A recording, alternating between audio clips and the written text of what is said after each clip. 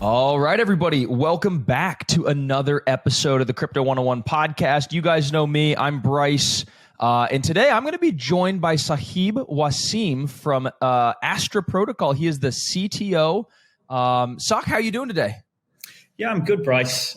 Really pleased to be here. Excited to talk with all of the listeners about all things AML, all things crypto regulation, and of course, Astra Protocol. All right. Yeah. No, honestly, when you say AML and KYC, I think there's actually probably some listeners out there who don't even know what those terms mean. They might have heard it, but they don't know like what it really, all the context. And it's really important. And there's a lot of debates happening around KYC and AML right now in American Congress and pretty much every parliament there is. People want to know how to regulate crypto. So let's just start there before we dive into your background. What is KYC? What is AML? And why is it a big topic of discussion in crypto? Sure. I mean, that's very important that we clarify what these things are. We use these acronyms KYC and AML every day frivolously because we work in the industry, or anybody who's listening who works in traditional finance or has really had any day-to-day experience with banking is familiar with them. But for those of you who don't know what it is, KYC is an acronym. It stands for Know Your Customer. And AML is anti-money laundering. So really, these are two techniques that are used in the traditional or Web2 financial infrastructure around the world. Often these rules are set by regulators on standards or by central banks as to how they should be carried out, and really their diligence practices. So it's all about understanding an individual or a business that might be entering into some kind of financial arrangement. And it's about understanding the threat or risk that individual possesses to a wider financial institution. So KYC will typically look at a few checks on an individual. Have they ever been involved in any kind of fraud? Do they exist on any sanctions, screening, watch list, or monitoring list? And then, of course, anti-money laundering is really delving into an individual to understand whether they've had any financial criminal history and how that may impact the wider ecosystem that they're trying to join up to. And regulators set these rules kind of with one overall directive. That's about ensuring wider safety from a consumer protection angle, so that we're not introducing scammers and people from illicit finance into generally healthy financial ecosystems. And of course, limiting risk to the financial institution itself of being subject to scams or illicit finance entering and then becoming a proxy to some of those issues. Banks try really hard to get this right. They don't often do. Some of these practices can be worked around in Web2 technology, and Web3, when we look at this from a DeFi, from a crypto perspective, it's a minefield. Usually, standards are set either on a local jurisdictional basis. So if you're from the States, it'll either be state-driven or maybe it'll be a federal check as well. But as we start to look at crypto is really borderless and is shrouded by a lot of anonymity. Don't get me wrong. I think some of these features of blockchain and crypto as a whole are incredible.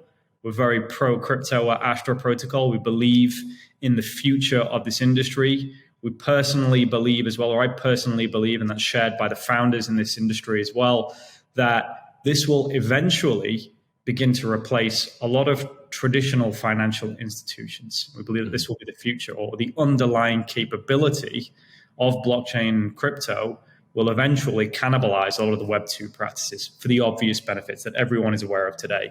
Faster transaction speed, borderless transactions, a fraction of the price when it comes to executing transactions, and more financial freedom for the underbanked as well. So, Bryce, if I had to summarize KYC and AML for everybody out here, know your customer and anti-money laundering, it's about providing safeguards to protect nascent users or vulnerable users from being exposed to scams or illicit actors, and also to insulate those ecosystems or financial institutions from potentially harmful funds entering into their institutions.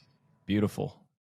I mean, that hit the nail on the head. And I think that gives a lot of people a great jumping off point for some of the more, complex aspects that we'll dive into with Astra and how you guys are solving this problem and making it better. For instance, if HSBC, for instance, was using Astra protocol, maybe they wouldn't be fined $1 billion every year for all of their money laundering, and maybe JP Morgan would save some money. So I think the banks they might want to look at this protocol here, but we'll dive into that. How did you become the guy to do it? What's your background? Were you at the banks? Were you at a tech company? What side of the equation did you kind of find yourself in here?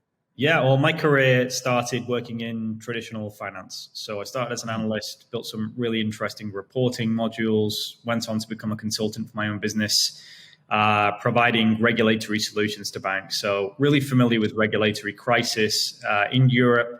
Huge scandals, in excess of the billions of dollars, kind of shroud a lot of actions from banks. So my job as an independent was to go in and develop transformative technology solutions that would kind of set practices more fairly for consumers, and really shine a light on some of the unfair practices of financial institutions. Mm-hmm. So my role kind of sat between the two. It was between the regulators, the financial institutions themselves, and the consumers. And I developed a lot of interesting platforms throughout my time. I worked with some of the top 5 banks around the world, internationally speaking. I developed some automation practices for the banks to actually alleviate and make their systems run a lot smoother.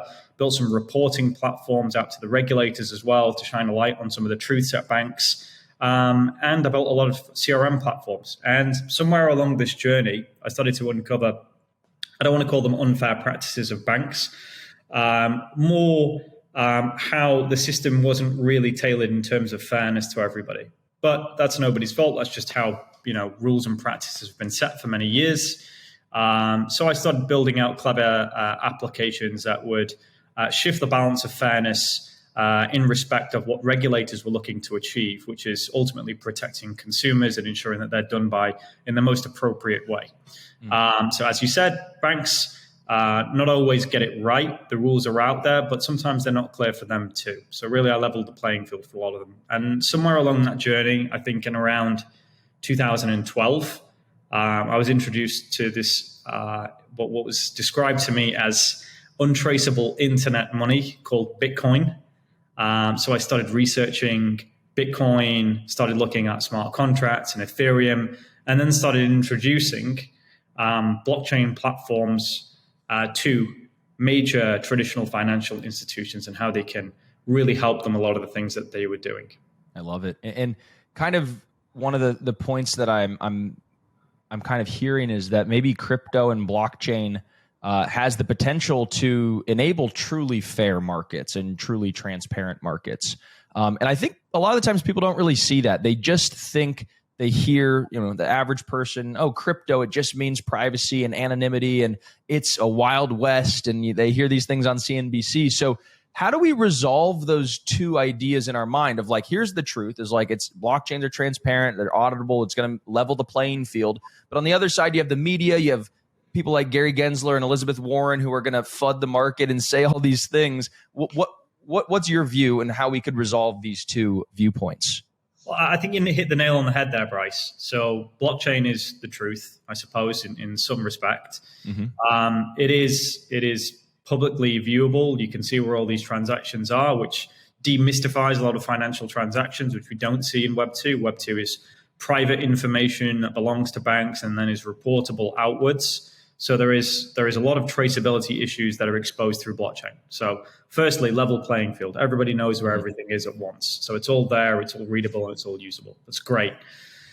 It doesn't really get us to where we need to be. So I would say crypto and DeFi has established itself. I mean, if we look back pre-2022, we're talking in excess of $3 trillion, which is nothing to be scoffed at. You can't compare that to traditional finance, which is like $40 trillion or even more significant than that, right? What we saw in this market was there was appetite and interest. Banks see innovative technology, they see ways that they can use it, they see ways that they can evolve their practices. but it doesn't stack up to their risk and compliance. So it just isn't usable. And what we saw at Astra Protocol was huge amounts of institutional finance coming into this industry. So lots of passive investment or active investment into blockchain technology, but no real direct usage of it. And I think around 2022, we saw a huge meltdown in the industry. We saw public scams, we saw huge failings, accountability and risk really coming to fruition. And that's because, in our belief, there just wasn't the regulatory frameworks in this industry. There are no real safeguards for consumers in this industry. There is no real way for regulators to endorse it in their view. And regulators, if we just go back to what I said earlier, which is the regulators' jobs, whether they're pro, whether they're anti-crypto, that shouldn't really come into any kind of effect, really. We don't look at regulators for their opinions. We look at regulators for their ability to provide frameworks that protect the end user. And that's what it's all about. That's a regulator's position. So I don't really listen to opinions, and we don't really care for opinions of regulators. We care for what are they doing actively to actually push further guidance and more transparency out to businesses and the end user. What's going to help grow this industry? And we started building Astra Protocol as a means to bring in the next generation of crypto. Now, we talk about crypto as this massive financial revolution that is going to change the world. We do this with a glimmer in our eye, and it seems very exciting to all of us users who've been hodling for many years. But the stark reality is we can't have this massive financial revolution or change unless it's inclusive. And that's not inclusive from an end user perspective. It's inclusive from a retail perspective because anybody can sign up and create an open source wallet and start entering, right? But it's not usable from a traditional financial perspective. And we look at the overall landscape of the economies of the world and finance as it stands right now, it's not accessible. So Astra Protocol starts to make it more accessible. What we have built is a Web2 and Web3 ubiquitous compliance layer. Sounds very fancy. It sounds quite complicated, but it's not. We've created a KYC and an anti-money laundering application that can be plugged into virtually any crypto app, which is great. A lot of people out there who are listening right now will say, well, I'm not interested. I want to remain anonymous and my crypto is mine. I don't want anybody to know about it. And that's fine. There will always be people that want to remain anonymous and remain private. And we're not shy to that fact. You're not forcing yourselves upon anybody, but you're an option. But we do feel that regulation will make Astra more of a standard across this industry, or applications like Astra. We certainly feel that we're leading the way in this. But our application effectively provides a safer onboarding route for users. So we're trying to tackle this problem. We are tackling this problem, which is big banks have huge interest in crypto. They have capital to enter into these markets. And we would see more stability and more growth in this industry if they were actively able to put capital into crypto. Mm-hmm. So let's just create a really good scenario here. So we've got a big bank that's got $100 million and it's high risk capital. They have all the risk work done on their side and they want to put that on a DEX. They want to create a liquidity pool. Now, they can do that, but regulation, as it stands right now, will not allow them to do that because there's just unquantifiable risk. Right. So you got to kind of know who your counterparty is. Exactly. There's huge counterparty risk. You don't know who is going to transact with that liquidity pool. We don't want to go down the route of just creating subnets, whilst they are a lot more efficient from a technology capacity to traditional frameworks. They're kind of exclusive to a certain kind of candidate, like institutional investors and others. So how about this? You overlay Astra Protocol onto a DEX so that you have a non-mandatory KYC mechanism. So if you're a whale or you want to gain access to large liquidity, you can now do that. You go through our KYC module. Your information belongs to you. We zero knowledge that, so you're in control of all your information. And now you have access to liquidity from major traditional financial institutions. Mm-hmm. And likewise, financial institution that's putting that liquidity in, their risk is minimized because they can prove on-chain that that individual was KYC verified at a particular point in time. There was AML risk done on that individual. We brought in major legal compliance institutions to take an anonymized view. on that information as well to see whether the compliance stands up to their standards as well. And we've minimized that risk, which now means rather than just investing in the technology, banks can make this technology usable.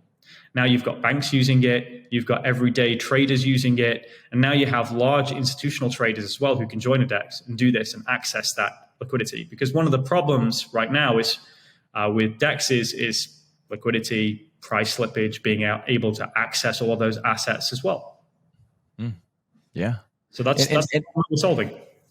It's a huge undertaking, and bravo for taking that on. Have you guys run into a lot of challenges? Has it been pretty smooth? And if so, what have some of those challenges been? I wouldn't really say that we've had too many challenges. I think there is a need and a desire from both sides of the equation. So the crypto community have a lot to prove in terms of the industry and economies and ecosystems being safe.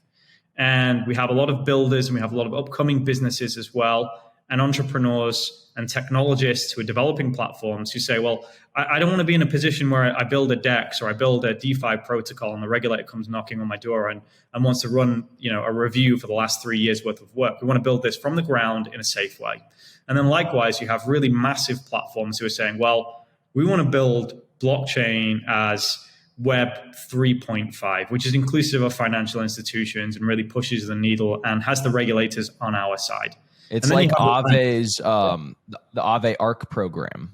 Exactly. But slightly more catered to a decentralized community, which offers this as an option. Nice. So then we can start to really build this crypto industry in different buckets. So you have this 100% KYC, fully regulated bucket of crypto wallets that exist out there, right? And they'll only ever interact with validated KYC pools and other KYC wallets, and maybe just these liquidity pools from banks. And then you have the mid-risk, which is KYC wallets that generally only interact with these validated KYC pools, but sometimes have transactions from anonymized wallets as well. And then you have the outlier as well, which is only anonymized wallets, only anonymized transactions, not interested in anything KYC. And that's fine too.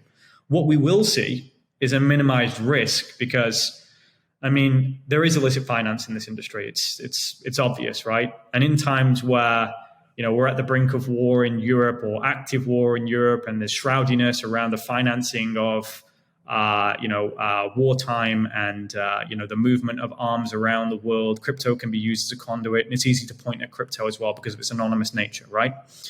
What this does is it demystifies a lot of that and says, well, here's a population that we can point at as generally healthy or KYC approved in line with regulatory review right now. And then you have the slightly higher risk middle bucket as well, which, needs a little bit more analysis, but if there's risk appetite, it's usable as well. And then you have, this is anonymized. And eventually what you'll see is all of the shift in focus of generally this whole industry is bad and everything is scary in the eyes of regulators and banks and trust from governments will shift. And the attention will be focused on, so there is fully anonymized. We can't say that everybody in the anonymized world is bad. It's just their preference. But within that as well, as a proxy through bringing in KYC techniques, you start to move some of those illicit finance or dangerous finance into that pocket as well, which becomes manageable, removes the risk, and then it empowers the end user from an ethics perspective as well. So when I go on a DEX now, I don't have to worry that if I make a swap, that LP or liquidity pool has been funded by somebody who's in the shady side of finance. Yeah. You want to make sure you're not interacting with North Korea or a sanctioned country. Definitely. Now, I guess one of the interesting sort of components here is, the revealing of personal information to a party like Astra, where I think a lot of people are like, well, is there an element of trust there? What if there's a data breach? I don't want my personal information out there any more than it already is. So how do you guys kind of deal with that? You're doing it anyway today, right? So every day when you sign up for a bank, you sign up for a mobile phone, you give that information out, right? So you're giving it to a Web2 company. One of the points that we address is transparency of where that information is and how that information is being used. With a Web2 company, you pass your private information across to them or your personally identifiable or sensitive information to them, and you don't really know where it goes. You sign a big terms and conditions and you can't see it. With us, we run a parallel blockchain to this that shows you where your documents are, who's accessed it, where it's living, Love if that. it's been provisioned outwards, and we put you in control of that. So that simply just quashes any view on that. And also any specific regulation or data requirement for us to store or hold any information as well, we wrap everything in full enterprise grade security around it as well, so that we're compliant on both sides. And could you almost see this Astra protocol evolving, or maybe this was perhaps part of the genesis of the idea? Like, it's not just a decentralized legal network and KYC AML platform for other blockchains, but you could actually have Web 2.0 companies just have an upgraded KYC AML system. Like banks could use this, not just blockchains and cryptos. Or am I misreading it? No, you're 100% right. We are agnostic of who the customer is. So from an integration perspective, and I'll take it a little bit technical here, it makes no difference whether you're a Web 2 or a Web 3 company in the eyes of Astra as a technology layer. So some of the benefits of our technology, super fast. So we can do a KYC check on an individual in a modernized nation around 10 seconds. So significantly faster than anybody else. Incredibly more cost effective. We're about 30% more cost effective than Web 2 standard providers. We do that through tokenization. And then, obviously the privacy concerns as well. That's a major thing. But one thing I will touch on is global coverage. Crypto is global, right? Most KYC providers in a Web 2 sense are focused on particular areas. We have the regulation or regulatory frameworks of KYC for over 150 countries built into our service. So we can KYC pretty much anyone from anywhere around the world. And we're inclusive. We're not focused on modernized nations. We think emerging markets are really important as well. They're an important part of crypto because the underbanked needs access to financial frameworks, and that's what crypto provides. So we even do manual data scrape. So if you've got a paper license and your country or nation doesn't have access to digital systems, but you have access to a mobile, maybe your driver's license or your current ID is stored in paper, we can actually source those documents locally, verify them, upload them into our system, and compare them. So we offer that a manual service too. I love that. And I think that, I want to kind of hit on that as well, because I saw a statistic literally the other day in regards to, you trying to serve more emerging markets and not necessarily America and all these developed sort of countries. It's like, we already have those systems, but, Nigeria is going to be by 2050, the third largest or the third most populous country in the world, greater than America, surpassing. And like, you could see the demographics of America is like, we're kind of topping out. And, when a population starts to decline, humans are capital. That's actually a fundamental deleveraging of that population. And when you have a population like Nigeria, which is on the up and up, but they don't really have as many, KYC, AML, or just normal infrastructure, right? And so being able to build for that population is actually a really smart business play, I think, because you're going where the growth is. Yeah, absolutely. I mean, I think you have to look at trends. We take a very analytical approach to everything that we do at Astra. So we look at trends, number of users who are growing from a nation basis as well. And then we offer our services out to the crypto industry, just blanket. We do it in a low touch way as well. So you can literally just contact us, take our API kits, take our smart contract capability, plug it into your service, and away you go. And you can accept onboarding from 150 countries. It becomes super easy. And emerging nations have to be a part of everybody's plan, I think. I think there's already well-established nations out there where there probably isn't much attraction or probably harder competition. And then you can start looking at emerging nations as a hub of good customers and returning customers who build loyalty with you as well. Yeah. No, totally.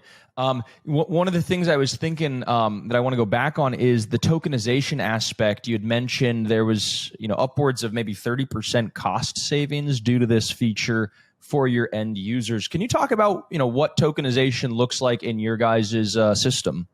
Yeah, it's very straightforward. So like I said, I'm a developer. I come from a technology background, CTO now, so more managerial position in the company. But one thing that no developer likes, and this is a heavily developer-led industry, is touch points. Nobody likes the SaaS model. It's been around for a long time, but it's not quite working. There are ways to innovate on that, and we found a way to do it through tokenization.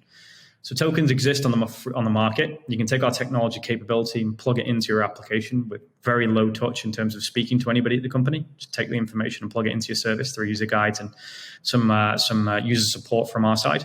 And then you can go ahead and buy tokens out in the market. You can lock them into our dashboard using a smart contract.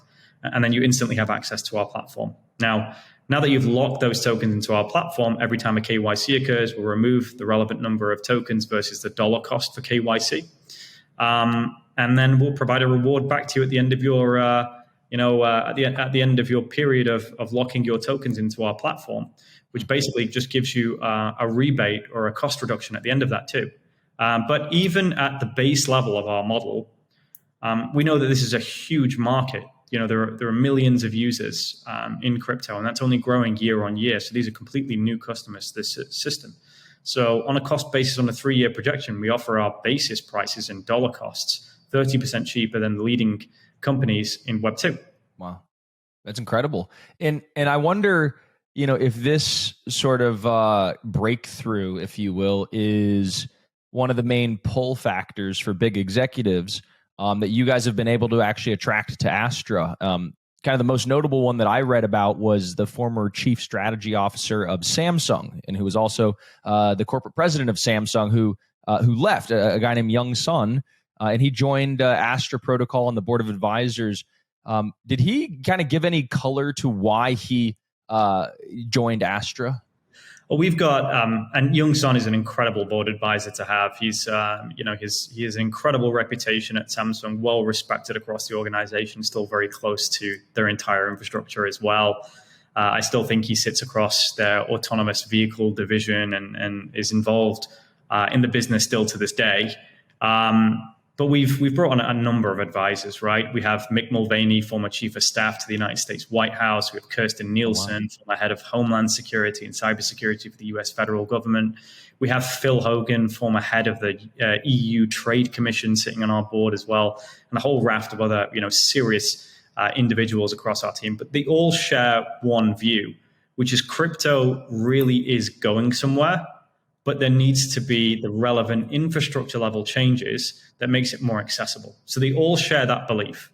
They believe that this technology that Astra has created and is globally patented, I might add as well, can really serve this industry for its massive growth phase.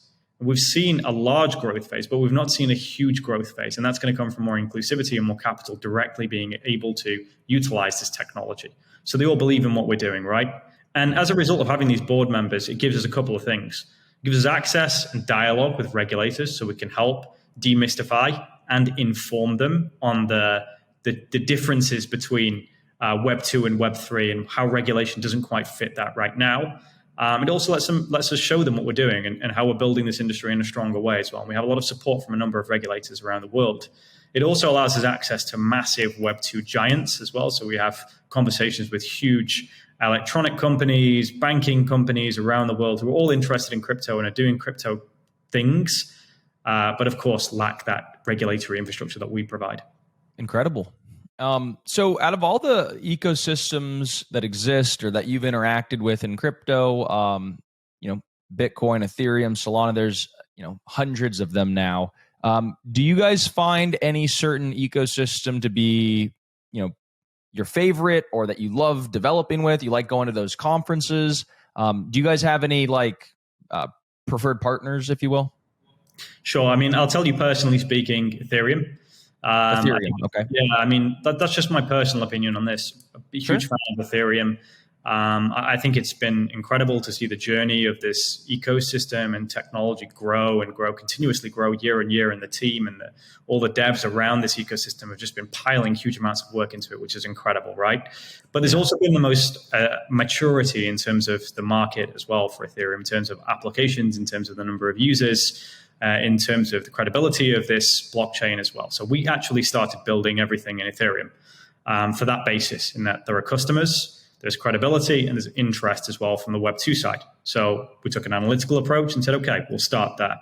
That doesn't limit us because we consider ourselves to be agnostic. We're having some really powerful conversations with a number of EVM compatible blockchains out there, and others too who aren't even EVM compatible, just doing their own thing as well. We feel that every blockchain will benefit from this. I mean, I think Deloitte's survey was something like 80% of the challenges faced by Web 2 adoption into crypto and Web 3 is regulatory hurdles. So if that's what the traditional world is saying, I mean, the crypto world is really, dying for a solution like ours, and we're here. Do you have any hot takes or predictions on some of the American regulatory hurdles? And I know you're not in the States, and so maybe this is a non sequitur or whatever, but do you have any hot takes on what's kind of unfolding in the States with all the regulatory confusion? Look, I think it's kind of, the states have been in a battle for a long time between the CFTC and the SEC. Right. So I would say, look, from a US perspective, until there's more clarity from which regulator is really taking a lead point on this, we're not really going to see much movement. I think there is much more clarity from an EU perspective, although we also saw the IMF at Sherpa Trail give a lot of guidance on CBDC and stablecoins, which seemed to be a hot topic after Luna Terra last year, right? Yep. So I think there's a lot more guidance coming out. I think FTX, having a CEO, being from the States, created a lot of finger pointing at the US regulatory system right now, but they're working hard to actively put stuff out there. And I can't blame the regulators. This is quite a tricky industry. I think we need to do more outreach from an industry-led perspective. One of the great things of our board advisors, in particular Mick, who set up the Blockchain Caucus in the States, is that access to regulators and being able to share dialogue and inform people about what we're doing. I would say, comparatively, if we look at the EU, they've made leaps and bounds. Now, it's quite controversial. I mean, you look at AML D6, so the sixth directive from the MiCA or the EU Commission on crypto assets. I mean, they're now saying that any transaction or payment above 1,000 euros must be KYC'd, which is very interesting. I mean, that was approved. There are pieces of legislation and draft that are making this enforceable now. It's coming out of the EU single rule book for regulation as well, for conducting due diligence and fair practices on individuals. So I think anybody who's building a DeFi protocol out of the EU really needs to start speaking to Astra and put themselves in a position where they're more informed.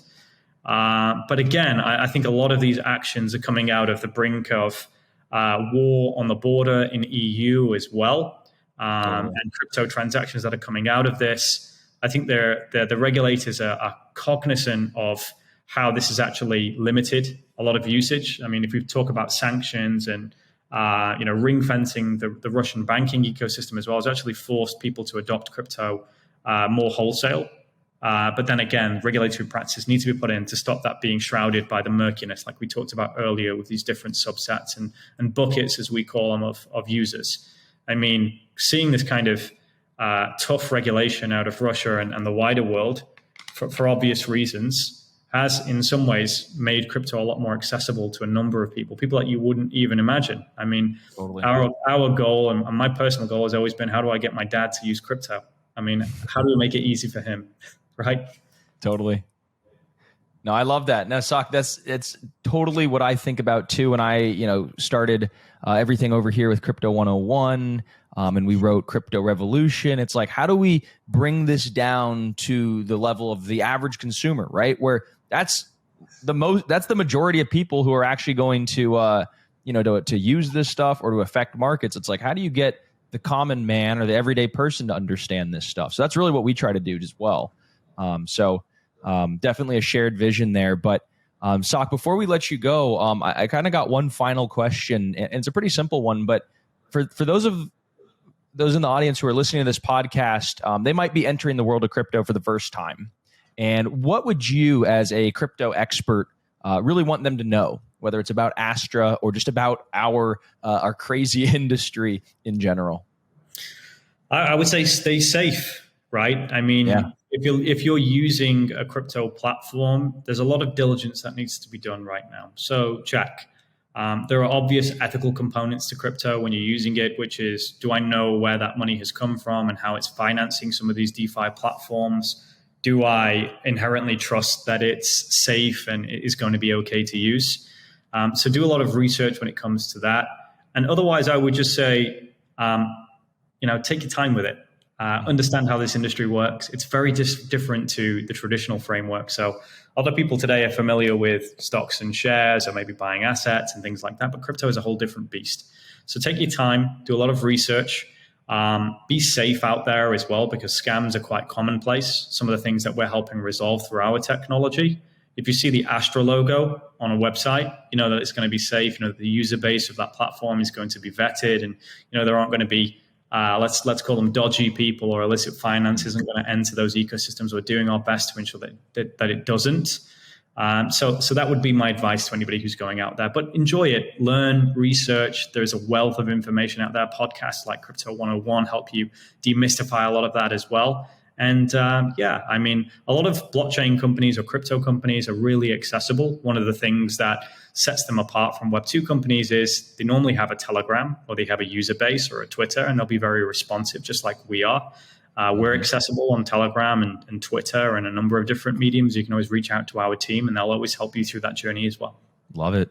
No, I loved also what you said about, you know, as you kind of go around and you see maybe Astra stamped on an application, you could kind of trust it, right? Where it's like, you know, they have Intel inside. You know, you're going to get reliable compute. It's like Astra inside. You're going to get reliable, KYC, AML, and a safe venue. So, exactly. Sakhib, this was awesome. Thank you so much for coming on, talking to us about KYC, AML, and Astra protocol.